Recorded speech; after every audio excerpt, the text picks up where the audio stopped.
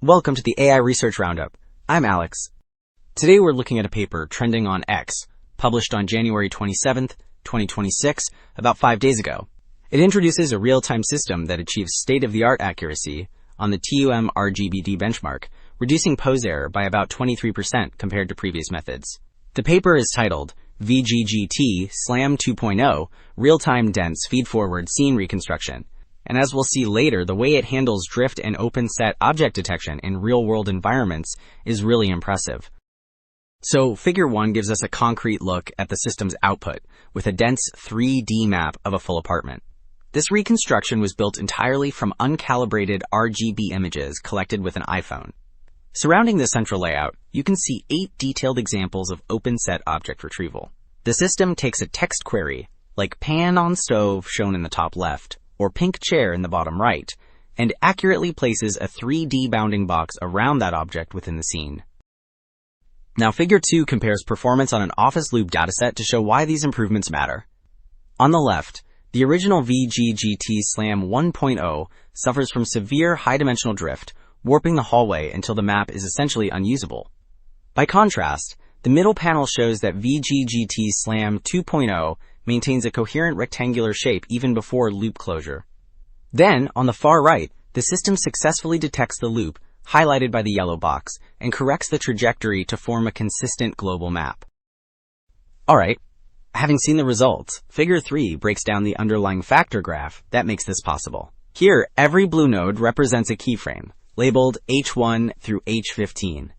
The system groups these frames into distinct submaps, indicated by the yellow dashed outlines. Within each group, frames use standard constraints, but the critical innovation is the black inner submap edge. These black links rigidly align overlapping frames between submaps, like H3 and H4, locking down the scale. Finally, to fix long-term drift, the pink box shows a loop closure submap that ties the current path back to the start. Moving on to the verification mechanism, Figure 4 reveals why the authors specifically monitor layer 22. It presents attention maps for 3 different scenes, where a specific point in the image, marked by a black star, is tracked. If you look at the central column inside the orange boxes, layer 22 consistently produces a concentrated spotlight effect at the corresponding location. In contrast, the surrounding layers, 21 on the left and 23 on the right, are much noisier and more diffuse, which makes layer 22 uniquely suited for verifying loop closures without extra training. Alright, moving beyond pure reconstruction, Figure 6 outlines the open-set object detection pipeline. It begins at the top center, where the system takes a user's text query, such as backpack, and processes it through a text encoder.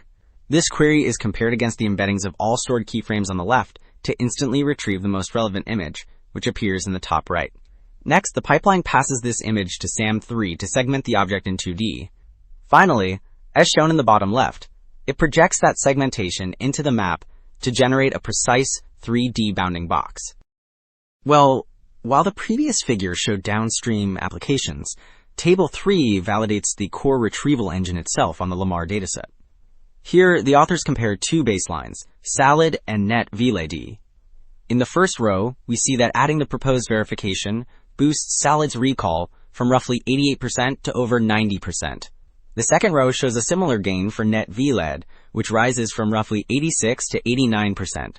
This proves that the verification layer is a general enhancement that effectively filters false positives across different retrieval architectures.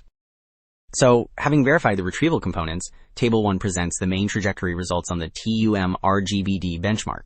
The table compares calibrated methods in the top block against uncalibrated ones below. Focusing on the uncalibrated section, the bottom row highlights that VGGT-SLAM 2.0 achieves the lowest average error of 0.041 meters. This beats strong competitors like Vista-SLAM and improves upon the original VGGT-SLAM by over 20%, validating the new factor graph design. Wrapping up, the key success here is merging geometric foundation models with classical optimization to solve drift, all without needing camera calibration. It proves that dense, semantic 3D mapping is becoming viable for real-time robotics, even on consumer hardware. That's it for this episode of the AI Research Roundup. I'm Alex. Thanks for listening.